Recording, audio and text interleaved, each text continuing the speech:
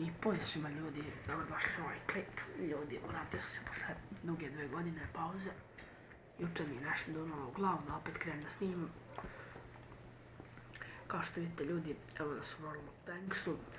Ovo je početan klip, znači samo da nešto igramo za to vreme.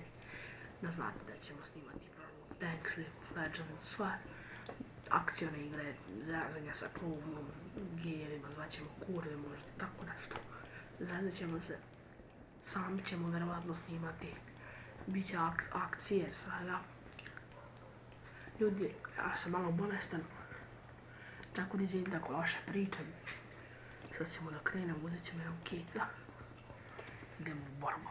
Odigramo u borbu i odmah ćemo da izbacimo početan klip, da se zna da sam opet krenuo snimam. Onda će redovno da izlaze i klipovi i sve. Sad pravit ću i vlogove, ti mi stigne nova kamera, naručio sam je. I novu tastaturu sam naručio. Cooler Master. Neki Kerbus, jako fina tastatura. Ovo je mapa, klasična.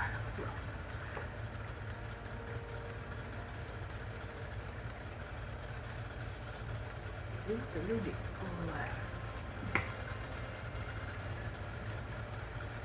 nisam trebao uzeti keca, ali ovo je sve. Vidite što pogledajte. Drugi put ćemo da nešto bolje vremena. Ne znam šta nije bilo sada. Keca.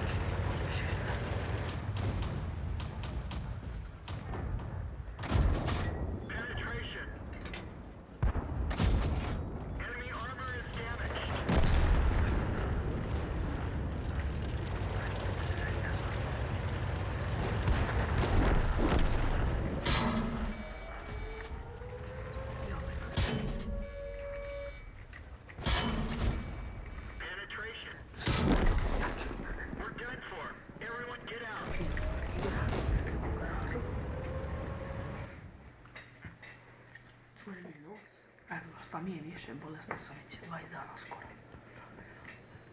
Ljudi, evo šta ću da vam kažem, to je bilo to što se tiče ovog videa, vidimo se u sljedećem. Ćao!